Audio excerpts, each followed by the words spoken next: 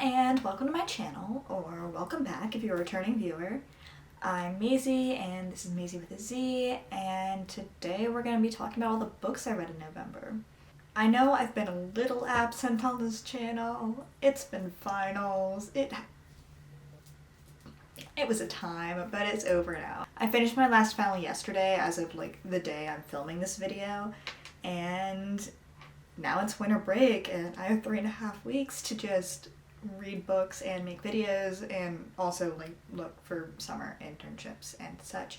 But we're not thinking about that right now. So yeah, I have a lot of videos planned for the upcoming weeks. I'm probably going to try and do a 12 days of Bookmas type thing later this month, where I'm probably going to try to do a video every day leading up to Christmas. We'll see how that goes. But I'm very excited for making all of the end of year best books I read this year, goals for next year, etc. I'm excited for all that type of videos. So yeah, with that out of the way, let's go ahead and get into the actual video, which, as I said before, is talking about the books I read in November. November was not the best reading month for me, even though I had Thanksgiving break in the middle of it. Thanksgiving break was not my favorite time.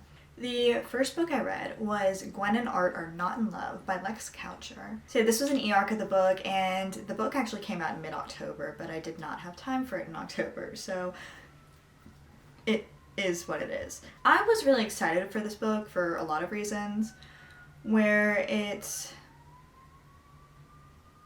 I don't know if y'all can hear that siren in the background, but that's fun. I'm also very sorry for the glaring light. It is what it is. This dorm room is not the best for filming videos, but you know, it's fine. We're fine. Everything's fine. If you can't tell, I still have a lot of leftover stress from finals period, but anyway, Gwen and Art Are Not in Love. It's set a couple centuries after King Arthur, but it's still very much a government system where they're very much talking about the legacy of King Arthur's rule. So our main characters, Gwen and Art, are named after the King Arthur and Guinevere, but they've been in an arranged marriage since they were children, and they hate each other. And basically, when they come to a kind of marriageable age, Art is sent to the castle to kind of court and get to know Gwen. So they hate each other, and meanwhile, Guinevere is completely in love with, has been pining for years over this female knight. I'm blanking on the knight's name. This is great. I really remember this book a lot. Oh, and also while we're at it, Gwen is named Gwendolyn, not Guinevere. I misspoke earlier. But she's been pining over this lady knight, Bridget, for years, and Art kind of finds out about that, and meanwhile, he's completely uninterested in women, and he ends up falling for Gwen's brother. So it's basically these two queer kids who hate each other, but they end up bonding, and it's this really lovely queer platonic relationship, as also they're having their individual romantic relationships, and it's so fun, and I really love the first 3/4 of this book.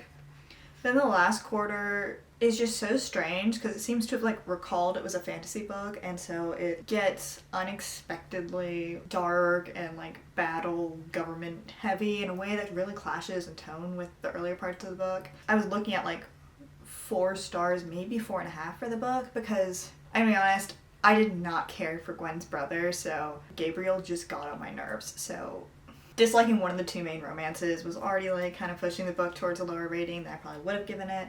But I did really like Gwen and Bridget, and I really liked Arthur as a character, so I was it's probably fine. But then the last part of the book really messed up for me, so I gave it 3.5 stars. I'd recommend it if you're looking for kind of fun queer fantasy romp type thing, but I think the concept is fine. I just think it could have been better executed because the plot felt very mismatched towards the end. And then I read Bitter Blue by Kristen Cashore, and this is the 3rd book in the Graceling Realm series, where I'd read Fire in, I want to say 2020. Okay, I read Fire in 2021, so 2 years ago. It feels a lot longer. But I had forgotten just how brutal Kristen Cashore is completely unafraid to be in like YA books. I was expecting a typical YA fantasy and it just gets so unexpectedly dark. This is a dark book. It's dealing with the aftermath of, actually I don't want to spoil anything because I can't explain the plot of this book without spoiling the first Graceling Realm book, and this is a really good book series. All I'll say is it is dealing with a young queen who is coming of age and coming into her power in a kingdom that has been extremely traumatized by her father. And she's trying to kind of understand everything that has happened and try to move forward, even as it seems like everyone's kind of working against her to do that. And she just wants to help her kingdom heal. And it's dealing a lot with like healing after trauma and coping and loss and having compassion for yourself and taking accountability. Like, this is so not your typical fantasy book. I don't know. It was really good. I do think it was too long for what it was, which is why I'm giving it 4 stars instead of 5. But it was really good. I would really recommend the Graceling Realm series. It's just like, they do not read at all like late 2000s, early 2010s YA. I mean, like the more recent books, which I haven't read yet, came out more recently, obviously. But it's just, they're so unique, and she's completely unafraid to talk about a lot of topics that I think most YA books would be afraid to talk about. And yeah, that's Bitter Blue. Oh, and also another reason I gave it 4 stars was I did not love the romance. As in, I thought it was unnecessary. I mean, I like the way it eventually resolved, but I thought it was unnecessary and kind of like took away from overall what the book was trying to do. Anyway, after Bitter Blue, I read This Is How You Lose the Time War by Max Gladstone and Amal El-Motar. I ended up giving this 4 stars. I really like this book. I don't read a lot of sci-fi, but I was very much here for the sapphic romance between the 2 main characters. And this is basically an epistolary. It's a novel told through letters between 2 agents in this time war. They're from these like giant civilizations that are like trying to navigate like the threads of time to the futures they want. And it's very confusing. Like, the actual setting and science and such is very confusing, and that's why I give it 4 stars. I really love the plot and, like, the development between the 2 characters. I would have liked a little more explanation of what was going on. And, I mean, I think there's an extent to which, like, I could tell whatever was going on was complicated enough that getting into it would have been hard to do through letters between 2 characters who obviously know what's happening. And also, it's a very short book, so, like, it would have taken the reader out of it a bit, but like I would have loved a little more clarity. But overall, it was a super fun, quick read. I love the sapphic romance, and I don't know, it was just good. It was a good time. It didn't take that long to read, and kind of confusing, but if you're okay with that, then you'll probably enjoy it. And then I read Emily Wilde's, and then I read Sorry, I can't talk today. Then I read Emily Wilde's Encyclopedia of Fairies by Heather Fawcett, and I gave this 5 stars, which I was not expecting any less because I'm always here for cozy fantasy.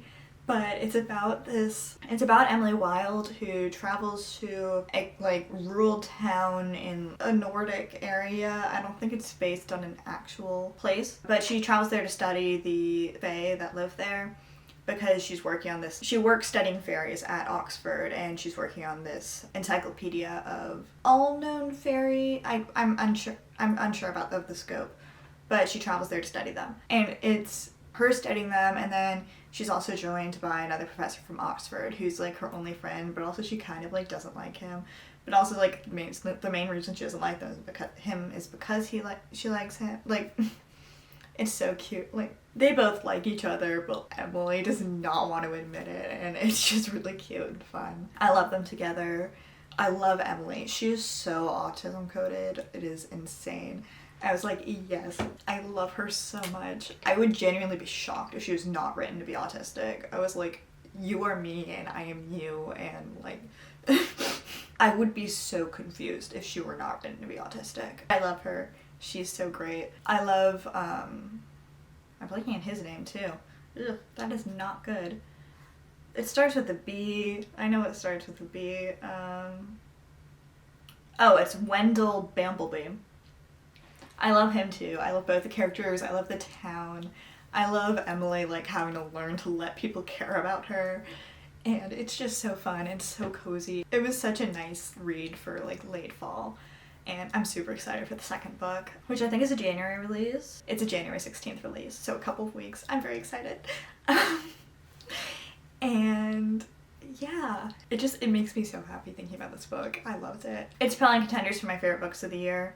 I don't think it's on top because I did read The Adventures of Amina Al-Sirafi and Chain of Thorns and some other very good things this year. Prior to the Orange Tree, my beloved. But I would say this is definitely like my top 10 books of the year at least. And having now read 160 books this year as of today, then, you know, I'm having a pretty good sense of what's in like the top 10. Anyway, Emily Wilde's Encyclopedia of Fairies, absolute 5 stars. I loved it. It was amazing. If you like cozy fantasy, you will love this. And then I read Sophie and the Bone Song by Adrienne Tooley, which was so... I had such high hopes for this, and it was only 3.5 stars. This is a YA standalone sapphic fantasy romance, and I had previously read Tooley's Sweet and Bitter Magic, which I read quite a while ago, like back when it first came out, but I remember really enjoying it, and I had such high hopes for this. And it has such a pretty cover, and it's based around music. It's basically this girl, Sophie, country she lives in for kind of under-discussed reasons, has 5 muses who are like musicians, and each of them specialize in one instrument, and they're the only musicians who are allowed to perform music outside of private homes. So if you want to be a musician, you have to be one of these 5 people, which means, like, if you play the lute, you have that one slot. And there's also the fact that these are some of the most prestigious positions you can have in the kingdom. So Sophie, our main character, is the daughter of the lute muse person, who's her father. Her mother died when she was really little.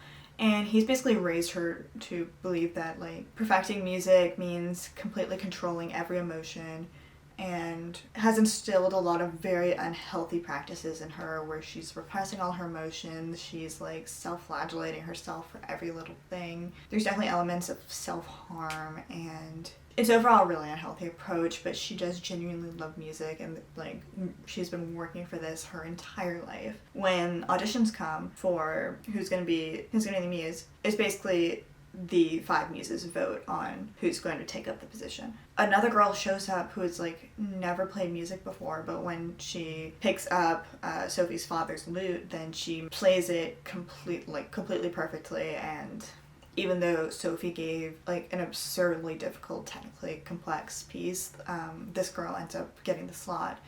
And then Sophie's father mysteriously dies the next day. And so Sophie kind of has to take up training this girl and what she's supposed to do as a muse. And meanwhile, she's convinced this girl performed some underhanded magic, because muses are not allowed to perform magic. Anyone else is, muses are not.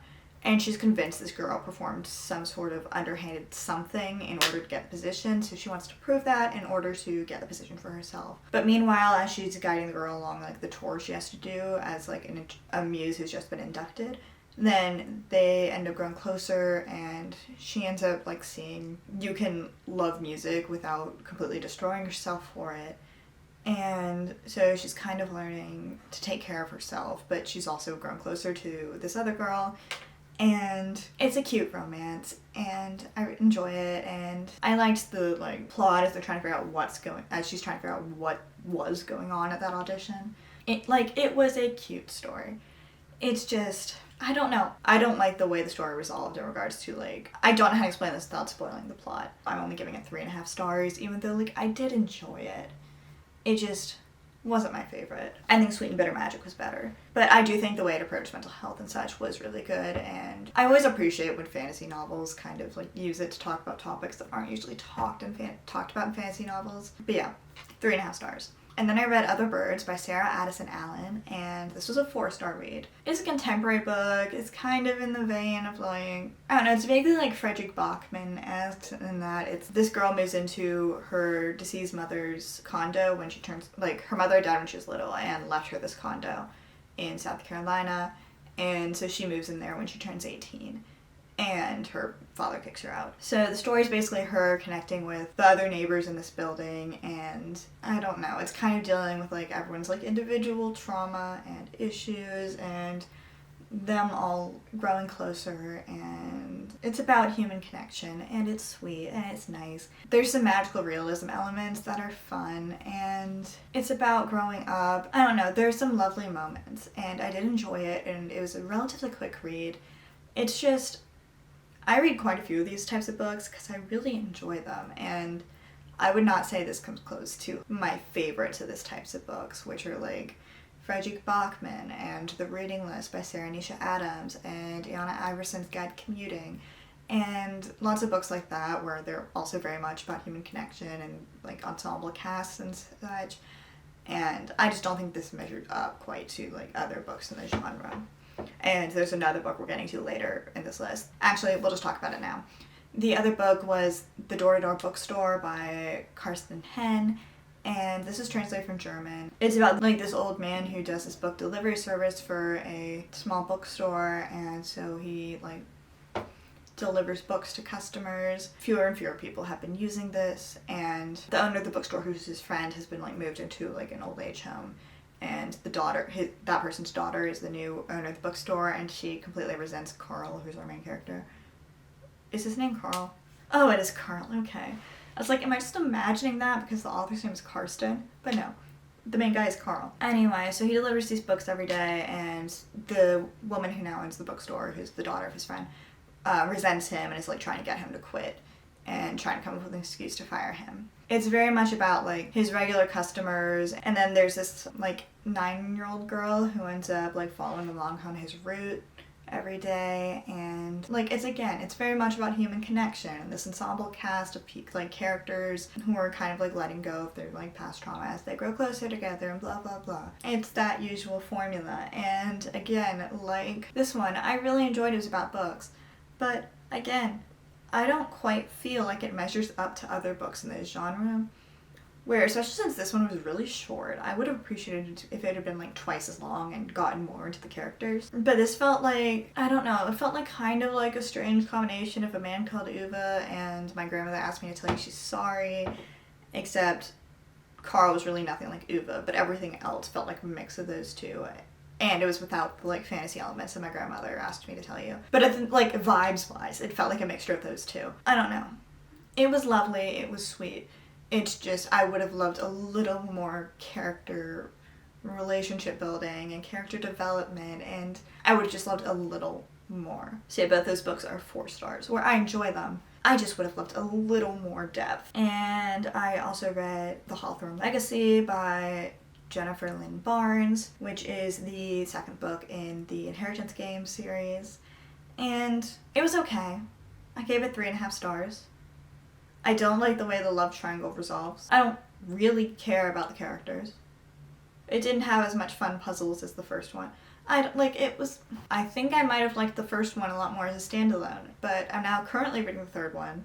Still not enjoying it that much. I also don't know if I'm going to decide I'm done with the series after the third book, which is like the original trilogy, or if I'm going to commit myself to reading the later 2 books. I'm kind of done with this. I might just say I finished the series after the original trilogy, because like that does count as a series, I think. But yeah, I don't connect to the characters of the Hawthorne Legacy at all, and for a book series that revolves around puzzles as much as it does, I don't think they're interesting enough. It should be more interesting and have more twists and turns, and I don't know. Not my fave. Which is sad, because like growing up, I ate up every single like middle grade puzzle-based series. The Mysterious Benedict Society and Ruby Redford and all of those types of books were just like absolutely my jam. I loved every little like twisty puzzly book, and I was hoping this would be like a YA version of that, and it's just not as good. It's just not. I don't know. We'll see. Maybe the third book will get better. I'm like 20% of the way through. But yeah, I gave The Hawthorne Legacy 3.5 stars, where it was fine. Not as good as the first book, which I think I gave 4 stars. Finally, or not finally, because I just talked about books 9 and 10 I read, but finally, as in the last 2 to talk about are Empire of Storms and Tower of Dawn, which are books 6 and 7 of the Throne of Glass series, and I did a tandem read of these, which I think was a good decision. Where, if you don't know, these books basically take place concurrently, like at the same time, just following different characters. A lot of people read them in tandem, where they read it in order of like when events happen, rather than reading one book and then the other, and that's what I did. And I thought that was good. I really enjoyed it. And I enjoyed Tower of Dawn a lot more than I thought I would, given it's about a character I dislike, Kale, and another character who, like, we don't really know much about at the start of the story, and then a new character. But Tower of Dawn I really enjoyed in that it takes place on a new continent where it's, like, basically a completely separate world-building experience from the rest of the Throne of Glass series, and it's so interesting and lovely, and Sarah J. Maas is genuinely a very good fantasy author. Is it like Brandon Sanderson level? No, but she is very good at developing these worlds and making them interesting and thinking about how they work. Like, I really loved learning about the world building, and I adored our new character. I think it's Irene. I adore her. She's now one of my favorite Throne of Glass characters. Like, it's like Manon and then Aelin and then like Irene and Alide and then probably like Dorian and then Nesrin. But anyway, love Irene. She's so great. Tower of Dawn, my only real complaint is it is far too long for what it is. Where I think she just like made it a comparable length to Empire of Storms. But it did not. It should have been about the length of the first few books in the series where it's like 350 pages. Because there's honestly not that much going on. Like, it got way too in-depth on, like, Kale's character development. And, like, it made him a more likable character. But it's just, there was not enough plot there to fill the, like, 700-something pages of this book. Yeah, 688 pages. I'm like, there was not enough there. Like, this could very easily have been, like, a 350-page book. And it would have had the exact same plot. But just been a little less. Where, like, I mean, it was a well-written book, and I did enjoy it, and I didn't, like, dislike the pacing while I was reading it. It just feels so out of place with the rest of the series, and especially with Empire of Storms, where Empire of Storms is following all of the characters on the continent where Throne of Glass is primarily set. There's so much going on, and there's so much plot development and character development, and it's very fast-paced and super interesting, and then the books just don't go to, like, I don't know. Like, I really enjoyed both of them, but Empire of Storms is 5 stars. Tower of Dawn was 4 stars because it was too long for what it was. But I was just so happy with all my characters, and especially with Manon. I loved Manon's character development. I just love her so much. I don't know. It's just so good. Like, this is such a good series. Like, I honestly think this might be one of my favorite series of all time, where it's just, like, it makes you feel such a wide range of emotions. Like, I don't know. It's just generally said, it's a really good fantasy series. Again, is it like on a world building level as good as like Brandon Sanderson? No. But compared to like any other fantasy author, this is an exceptionally good series. Especially for one that starts out YA and shifts into like adult because it's kind of growing with the characters. It's just so good. I love it so much. Like, I'm almost done with I'm 65% of the way through Kingdom of Ash right now. And I honestly just want to reread it, and I'm not going to reread it for a while because for this upcoming year I'm desperately going to try to finish as much of my physical TBR as possible. So there will be very little rereading for me this year, especially of series that have like 500 to 600 page books for the second half of the series. Or Kingdom of Ash with its like 900 or whatever. But yeah, it's so good. I love it so much. It makes me so happy. And sad. It makes me sad too. The characters go through a lot, but it's so good. Like, I'd say, like, if you're even contemplating reading Throne of Glass, I'd definitely give it a try. And even if you've read A Court of Thorns and Roses and not liked it that much, which I also like Court of Thorns and Roses, but I think Throne of Glass is better, I would still try Throne of Glass because they're extremely different vibes, where Court of Thorns and Roses is very much romantasy, and Throne of Glass has strong like romance subplots, but they're very much subplots. They're not the main plot. Throne of Glass, the fantasy is the main focus, and A Court of Thorns and Roses, the romance is the main focus. And also, even if you've tried Throne of Glass and like didn't think of like the first book and didn't think it was like spectacular, I'd give it through Heir of Fire, because honestly the first couple books not that long, and the series very much grows as it gets later on, and it gets deeper into the story, and our main character develops so much, and like when it really hits is when you get to Heir of Fire, which is the third book to fourth book, depending, like third main book, fourth book including the prequel novellas. But when you get to the ensemble cast and when our main character really starts her character development and everything, that's when the series hits so, like, it's so good. Anyway, I'm gonna stop rambling about Throne of Glass now. But yeah, those are the 10 books I read in November. In terms of reading plans for December, I didn't do I don't have a TBR. It's just gonna kind of be reading what I want, but as much as I can, where I want to read. I want to get to 175 books this year. I'm currently at 160 and I'm just starting winter break and it's December 8th. We're like, I can read 15 books in the next 3.5 weeks easily. So I really want to finish the Kingdom of Ash and hopefully read the entire ACOTAR series, where I've read the first 2 books before, but I want to reread them and read the last 3, because in January I want to read the first 2 Crescent City books so that I can then read the 3rd one when it comes out. So those are all the goals.